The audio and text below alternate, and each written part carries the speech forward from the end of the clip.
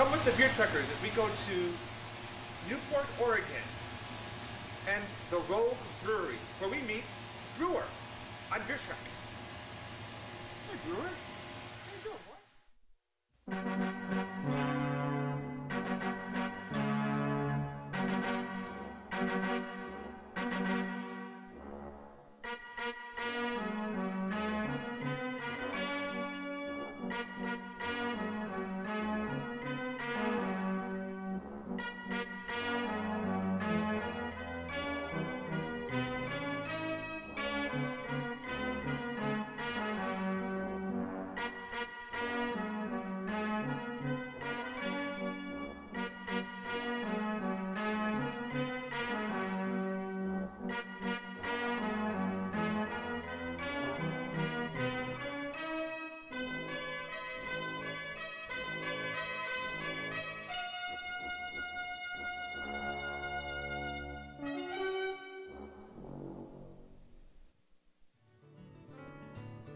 Our Oregon Trail trek continues with a stop in Corvallis and then along the Oregon coast to the city of Newport.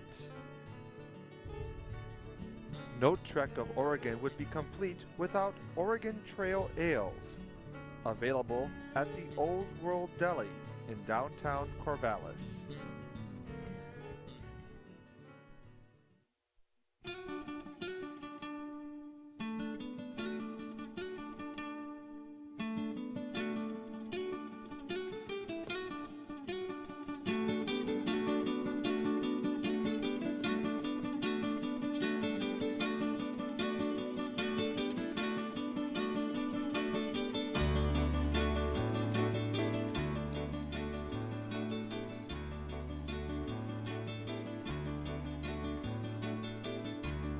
Yeah, actually, you wouldn't believe it, but this brewery has nearly 1,800 square feet.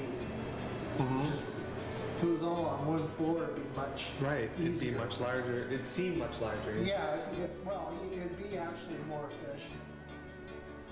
The guy who designed the brewery originally was trying to make a traditional tower brewery, which he did.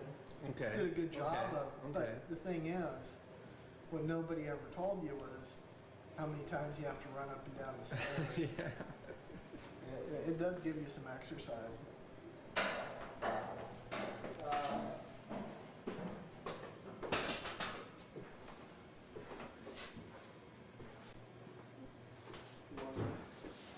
Yeah, you can sit there. We got one more level, huh? All right. I'll just let that warm up.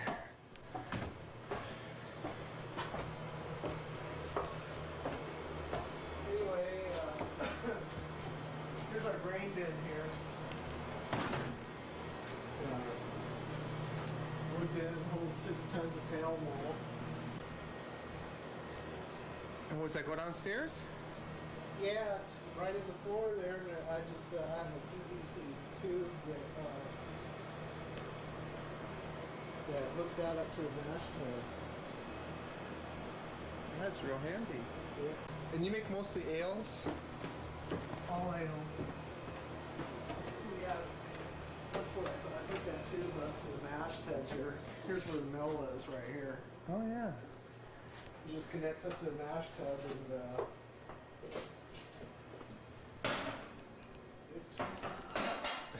Did I get in the way? I'm sorry. Oh, that's okay. Did you have kind of a German theme to this place? Have you tried any like German ales or anything like that, or? Yeah. Mash for 90 minutes, and runoff takes about 90 minutes.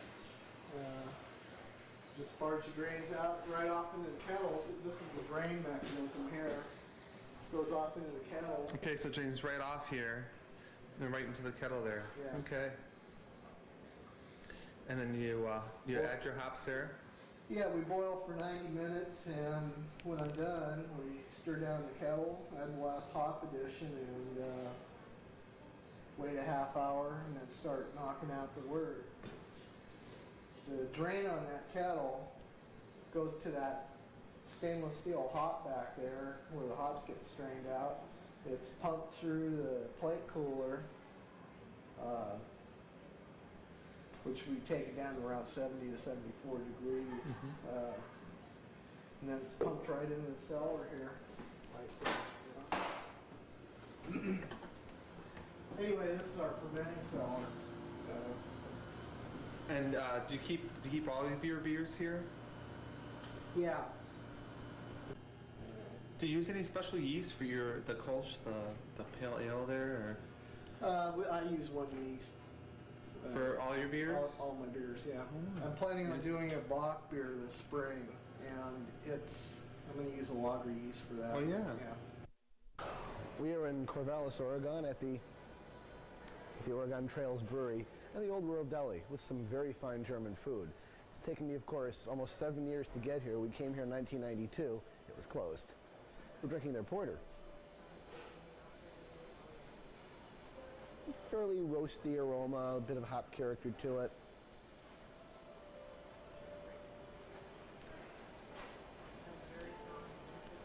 A satisfying beer, not terribly complex, roastiness being the main characteristic of it.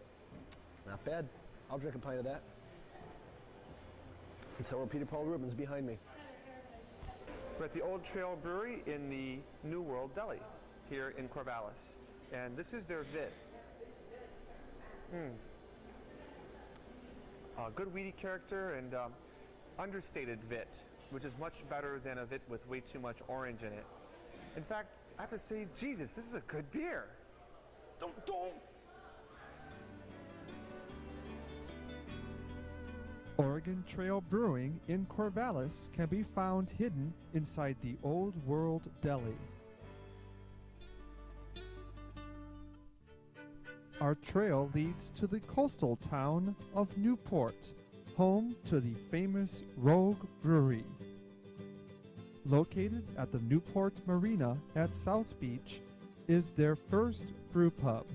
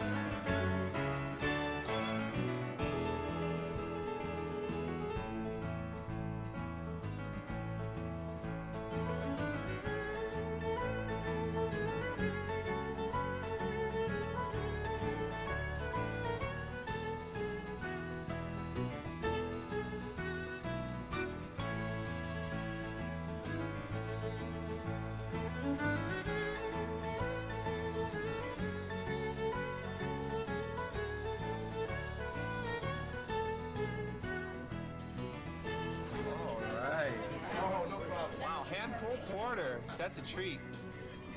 Okay.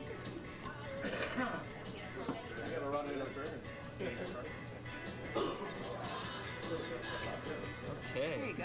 Thank you very much. All right. Hey, All right, here he is at the Rogue Brewery. show it's a Christmas holiday. Here we go. The show's a Christmas holiday. Put the setup here. All right. Okay. That looks better right there. Hand-drawn porter. Oh, it's so smooth. Excellent beer. Well worth the trip out here to Newport. With paper cutting. Great oysters. Awesome sauce. Definitely worth the trip. Excellent. Thank you. Best chowder in the world. Rogue ales are now being exported in special bottles to Japan and are very popular there.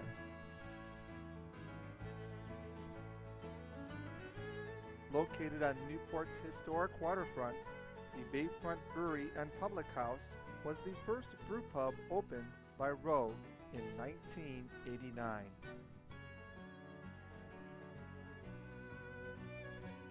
Across the bay from the Public House is Rogue's new main brewery, Brewers on the Bay.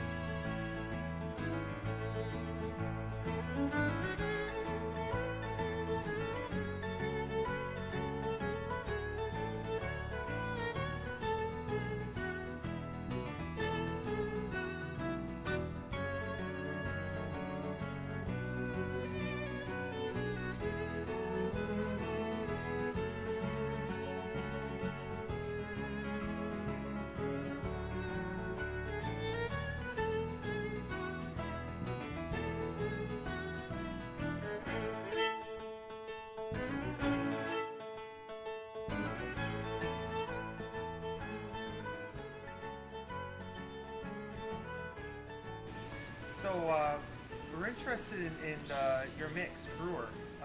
What mix is he? He's a purebred.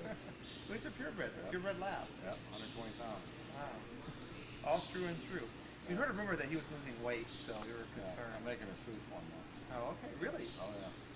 None of that canned stuff. Nope. Only the best, just like your beer. Yep.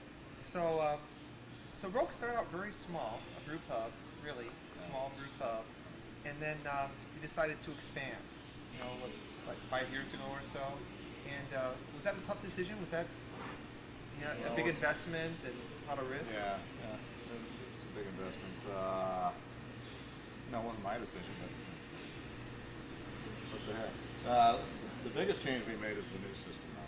That's increased our efficiency dramatically. Our grain costs have dropped Efficient then. substantially. Yeah, substantially.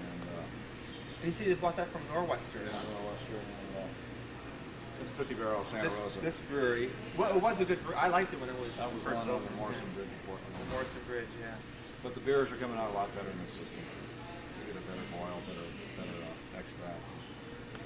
Really happy with it. Just one more. I'm interested in your XS beers because, I mean, most people who drink a Rogue already thinks that your normal beers are in excess. I mean, they're big beers, and then you decide to go bigger.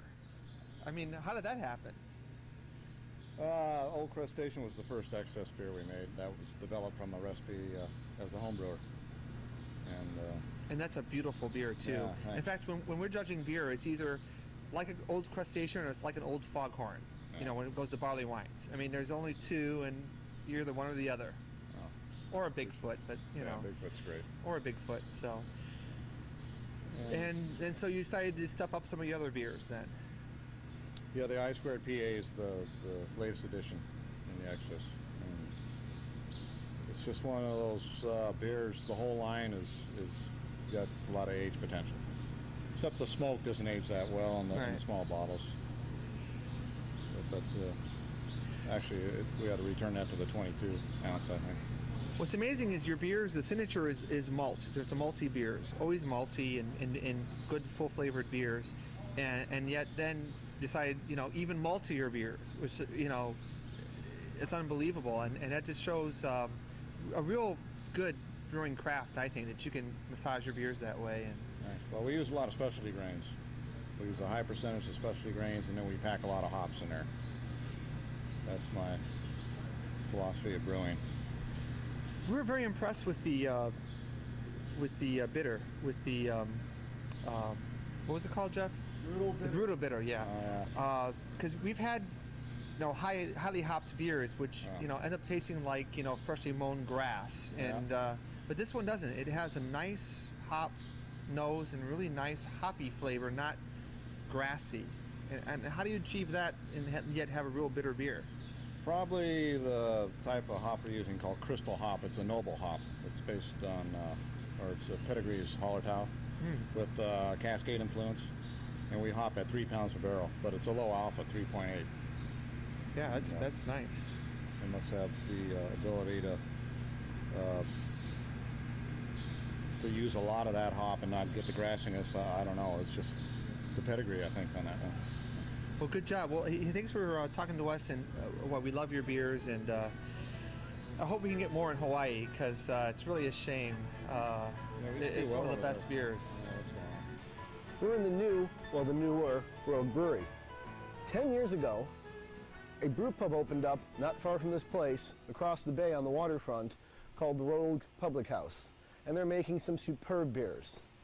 They've opened this new brewery and stopped brewing down there on the waterfront. As you can see, they have much more space in this brewery than they do down there. They still have a fine pub.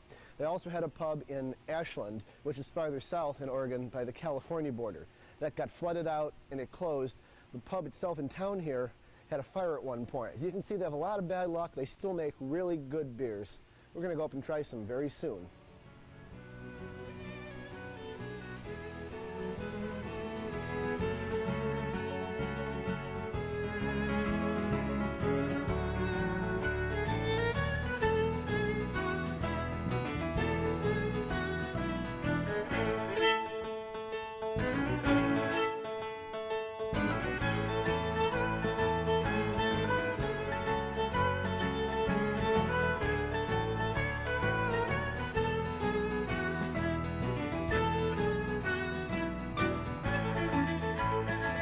So you want a revolution?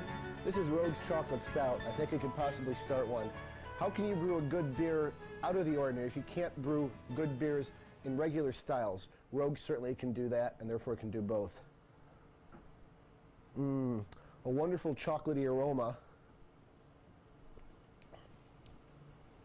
Good complex roasted malt character and excellent chocolate flavor. They tell us they put the chocolate in after the boil is done. As with any adjunct, if you want the flavor from that adjunct, say honey for instance, you can't put it in the boil. It's all going to go up in smoke or steam. I'm drinking the Imperial Stout, but this is the XS Imperial Stout. Now, how you make an Imperial Stout bigger, an extra Imperial Stout, I would like to know. The brewer's over here. What is this? Must be all over 1,100 starting gravity. But like a good Imperial Stout, the alcohol is dominant, and yet it's such a big beer. The dark malts cut right through. It really supports it. And of course, it's only a half pint, like all their X beers are only served in half pints. So I'm not wimping out. This is the way it's served. A huge beer. We wouldn't want to spoil the Russians by sending this to them. We'll keep it all right here. Skol. We are drinking Brutal Bitter. And this is a beer that is made with 65 IBUs. Powerful hop aroma. I'm going to say there's some Willamette hops in there. If I'm wrong, I'm wrong. They wouldn't say. If anybody wants to argue with me about it, though.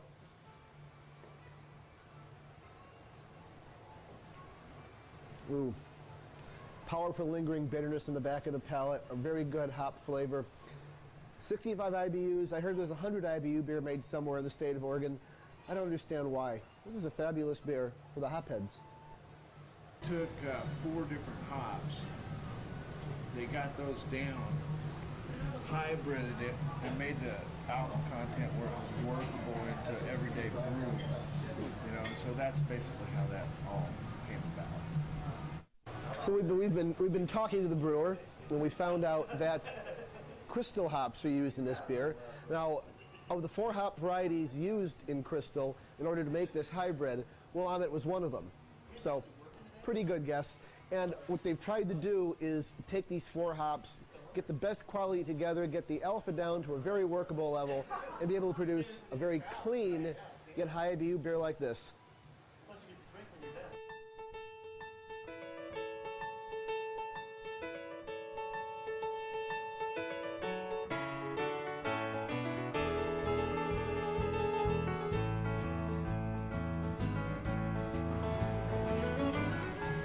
Wow. Mixed beer is an art. After you've tried the standards, you inevitably try to mix one beer with another to see what you'll get. And we've had all kinds of combinations. I've had macadamia nut Pauhana porter mixed, and I've also heard of the hazelnut mocha porter mix here. You never know what you're going to get. It's kind of a crapshoot. And so whenever you try a mix, a good recommendation is always a good choice. And I'm having the beer with the most unusual name of Crusty Underbear. And that's because this is the Bear Chocolate Stout along with Old Crustacean. And two beers this big, when they meet, you don't know what to expect. And yet they both balance each other so beautifully. This is one of the best mixes I've ever had. Crusty Underbear, I highly recommend it.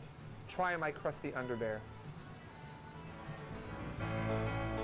Oregon has always had a special relationship with Japan since Sapporo is a sister city of Portland. Well, apparently the Japanese had a yen for something more than a rice beer, and hence Rogue started selling their beers in Japan. And in 1994, their first bottles were sent to Japan, and it was the first American beer with Japanese kanji on the bottle. It has proved to be so popular, it's one of their best markets. So to drink Rogue, go to Japan. And if you want to drink this one, their famous chocolate stout, you can go nowhere else but the brewery or Sapporo. Don't confuse the mascot brewer with the brewmaster John Mayer at Rogue Brewery in Newport, Oregon. Celette is a small rural town a few miles northeast of Newport, where you can get micro-brewed beer at the Celette Pizza Pub.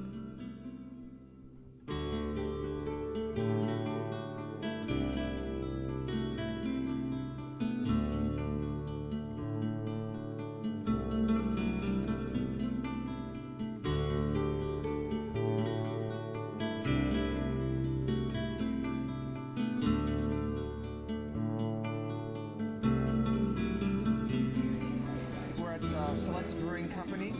We traveled through rain, sleet, flood, avalanche, mudslide, and fallen trees to get here.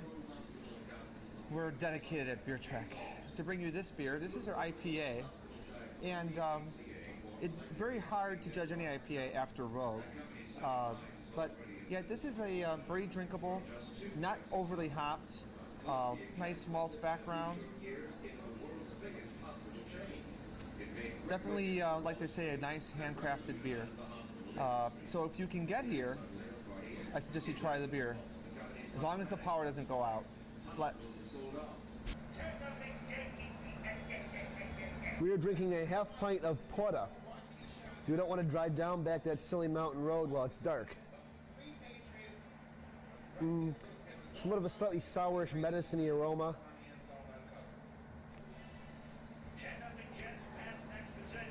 It's kind of like a dark amber, as my colleague had just mentioned to me. All their beers here are somewhat too sweet for them. We had an amber that was pretty good, had enough hops to cover this up. I'm not going to criticize this brew pub because it's better beer than the option in a really small town. Hey, if every town could have its own brew pub, that'd be cool, wouldn't it? Select's beer is born in the pure rain of the Oregon Coast Mountains. Just be sure you're not swept by that rain on the way there.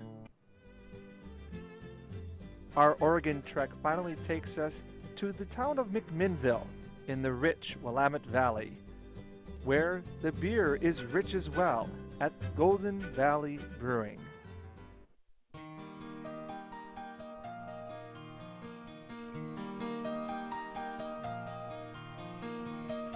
They're doing a brew pub crawl of Oregon here. All right. Well, I love This one's new. I hadn't been here before. Only a year old. It's not. Yeah. Wow. Whoa, spanking new kettles. Look at that. Yeah. Wow. Fermenters. So how many beers do you keep on tap usually? 6, maybe 7. That's pretty good. Wow. Yeah. We try to have, well, we have 5 that are standard, and then we do a couple seasonal. What style do you usually brew? What's your... We have a wheat that started out as being a seasonal and now it's a regular. We have a golden ale, which is kind of an easy starter beer for most people. Step up from that would be the amber ale, and then beyond that starts getting a little more hardcore. We have a porter and a stout, or right. We have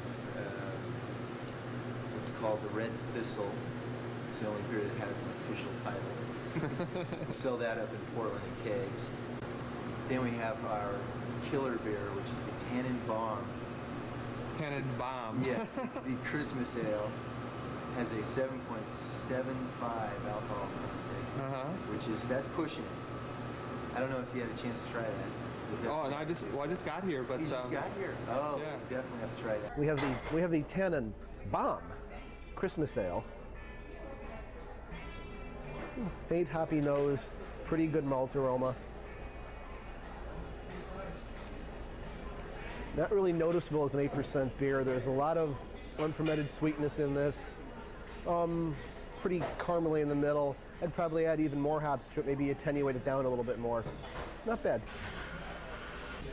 We're at the Golden Valley Brew Pub in McMinnville, Oregon. And believe it or not, it's not a McMenamins, even though it's in McMinnville. And I'm glad because McMenamins does not make Tannenbaum. Very holiday-sounding name for a holiday barley wine. Nice, malty, crisp, a little bit lighter in body, but this is only about a 7% barley wine. Very nice, drinkable, a nice holiday ale. Whenever I'm in McMinnville at the Golden Valley Brewery, I like to get Tannenbaum'd. That's it. That's all there is. In addition to brewing its own beer, Golden Valley also owns its own vineyard. Our trail leads to majestic Mount Hood and the city of Portland, which may hold the record of having the most breweries of any city in the world. Next on Beer Trek.